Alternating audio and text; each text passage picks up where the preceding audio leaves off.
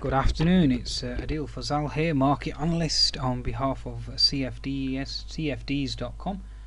Certainly visit the website, as you can see the link in front of you. The website address is CFDs.com. They are a leading provider, or certainly you would like to know more about the services, and certainly visit the website in terms of being a leading provider in obviously CFDs and spread betting. Okay, so right, let's see what's happening here with regards to, or analyze here with regards to US markets. Obviously the market is in real time, it's live, so let's try and assess exactly what's happening with US markets. Now, from a fundamental perspective, the economic data, first of all, Asian markets higher overnight, so obviously that gives you a slight bullish bias. So given the fact that the Nikkei wasn't up substantially, only 0.2%, although the Shanghai was up 2.5%, which is an isolated case, and the Hang Seng up by 0.2%. So more or less flat to stroke bullish certainly from that perspective, one could understand a bullish slant or bias. Obviously that's been soured, that bias certainly was soured by the weaker German data that came out today. The expectations, business climate and current assessment, given the link with regards to Germany obviously being a powerhouse in Europe, and the US markets obviously it has quite an impact. Now the other impact, or major market mover, was the news with regards to Greece, and the situation still at the moment it remains fluid.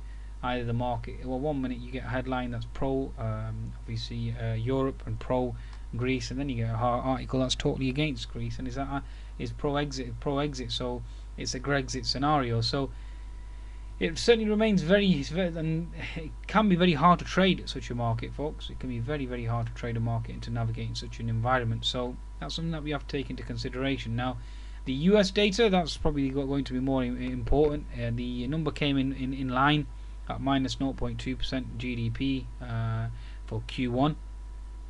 The price index came in actually negative, so gross product price index, domestic price index. Now the personal consumption actually came in stronger than expected, and the core personal consumption expenditures came in line. Okay, the key variable really with regards to the US markets were the consumption number. That was a key market moving event. Now if I can just bring up the economic data, if I've got that saved here, bear with me.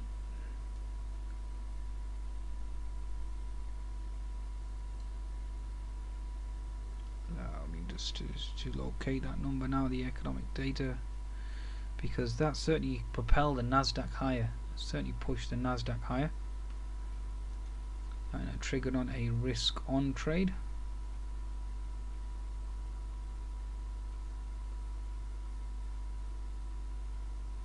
Bear with me, I'll be able to locate that surely.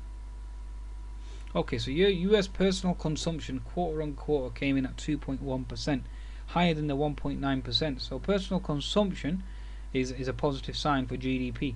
Okay, so that generally indicates a bullish bias, and therefore you are looking for the market certainly to interpret that as being bullish. Although having said that, you had the Greek scenario and the negative news regarding Greece. But having said that, given the fact that US markets look very stellar, and certainly ignoring the bearish news from Greece, so that certainly trumps that to a large extent, especially given the fact that the Nasdaq is now down, and certainly has factored that into the equation. So certainly a bullish argument there from the US markets perspective. Now let's start with the transportation index. As you can see here, we've sold off quite substantially. Initially we had a pop on the on that personal consumption number being better than expected, until the markets obviously gave back, given the fact that we had this key diagonal trend line, as you can see here. You can see a failed inverted head and shoulders, and the actual Dow Transports is now back into support. So quite a substantial sell-off on the uncertainty regarding Greece, because the latest news from Greece is there's Austria Fin Min. Big problem is Greece insisted on debt restructuring, which would be like a backdoor bailout. Germany's Schäuble and Finland still playing down prospects of a deal today, etc., etc. So basically a negative a slant on the situation with regards to Greece. So now let's just bring up the charts. Bear with me. Just loading them all up now. Okay, so from a fundamental perspective, you have the bullish scenario from Asian markets higher. You have the negative scenario with regards to weaker economic data from the EU and obviously the Grexit situation. And then you have the US, obviously a positive scenario with personal consumption higher. Okay, so that certainly seems to be a situation at present. Okay, now let's look at the markets in terms of the technical. So I'll bring up the Dow Transportation again. As you can see, the Dow Transports in the 60-minute have sold off quite substantially and are now into support. Okay, if we bring up the daily chart of the Dow Transports, and as you can see, previous resistance equals support, or previous support equals resistance on the Dow Transports, which obviously did put the Dow Transports in a spot of bother, shall we say. Okay, so as you can see here, previous support equals resistance, and what happened? The Dow Transports obviously sold off and now are coming back into support. If I bring up the chart, the Dow,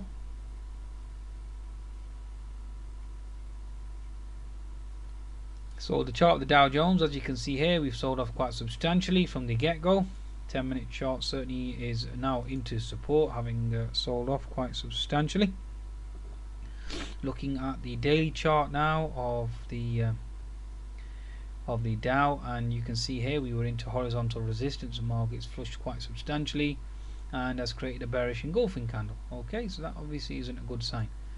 So you can certainly see here that the Dow and the Dow Transports were into resistance, have flushed quite substantially, and now back into potential, or coming into potential support. Looking at the S&P 500 now, so we'll bring up the chart of the S&P 500. Let's bring that up. We've obviously closed a gap on the S&P 500, therefore gap fill support on the S&P. Okay, so as you can see, that diagonal trend line certainly held well. We broke out of there. We've closed a gap now, so I'm taking the pivot high here, just trying to connect the dots together. See if we can create a trend line. Nothing much, to be honest with you, from a trend line perspective. The only scenario here now for the S&P is for an unfilled gap above. So as you can see there, we've left an unfilled gap behind now. So that gap certainly needs to close, which is around the 21.19 level. So that certainly needs to close on the upside. We've closed the gap below for the S&P 500 based on the Grexit concerns and Grexit news. Going to a 60-minute chart of the S&P 500, trying to break it down.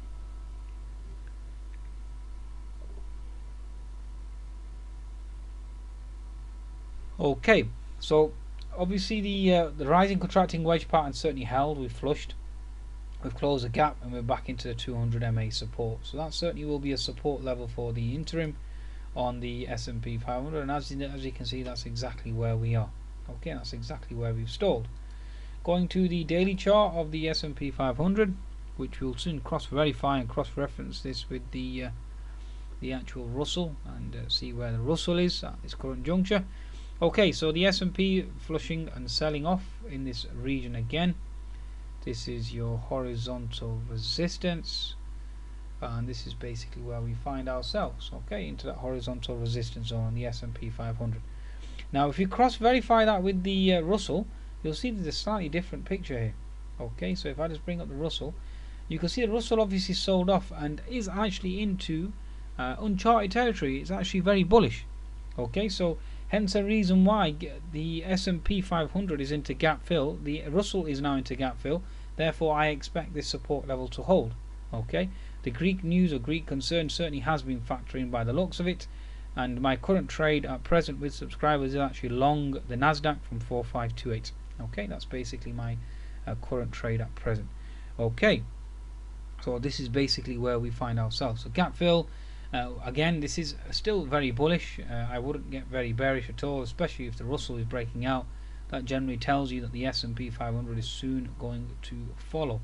Okay, given the fact that the Russell has broken out. So that's something that you should certainly take into consideration, folks, in terms of your trading style or strategy. 60-minute chart, again, like I said, we're into that gap fill support level. My only concern on the 60-minute chart is that we failed to hold this bullish trend line. So again, that will be my only concern, but again, that's very subjective in nature. Okay, so but for now, the IWM or the Russell certainly remains very bullish. Okay, the fact that the Russell is bullish, that obviously indicates from a long-term perspective that the S&P 500 certainly is bullish also. Okay, now the actual Nasdaq. Let's move on to the Nasdaq now. Actually, before we do move on to that, let's just bring up the chart of the Wilshire. The Wilshire 5000 certainly is into horizontal support. The daily chart, I'll just bring that up for you.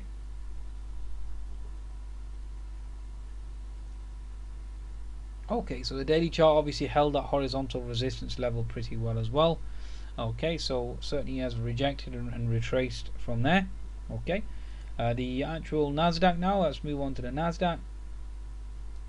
Before we do, just need to highlight this factor here, that we do have a potential here for a HNS, and it will all depend upon the Greek situation, so bear that in mind. So you had a fake out, and then obviously we're looking at a potential right shoulder, so again watch out and observe for that potential pattern on the semiconductors. Now the biotech certainly is a different story altogether. We've broken out just like the Russell 2000, so then obviously that paints a potential bullish picture, bullish scenario, so certainly keep observing that. Now the chart of the Nasdaq, just bringing that up for you. Here we go. Okay, so the Nasdaq is into its 200 MA. I very much doubt that gap level below will close, because the Asian markets were higher overnight. So we're into horizontal support and obviously 200 MA support, and looking for a potential bounce on the Nasdaq. Now the 60-minute channel or 60-minute time frame. Okay, so 60-minute time frame. Yes, we've broken out this rising contracting wedge, but it was negated to a large extent.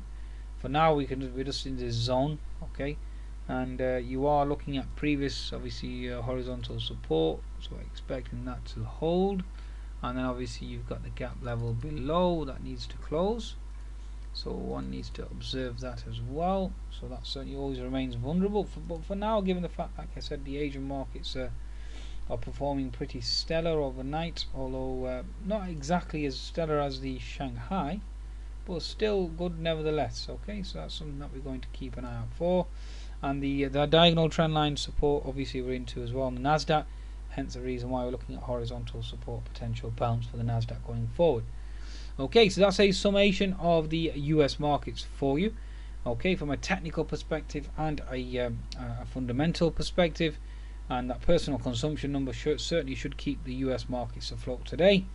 From my perspective, given the fact that the Nasdaq certainly did put in a stellar performance earlier on.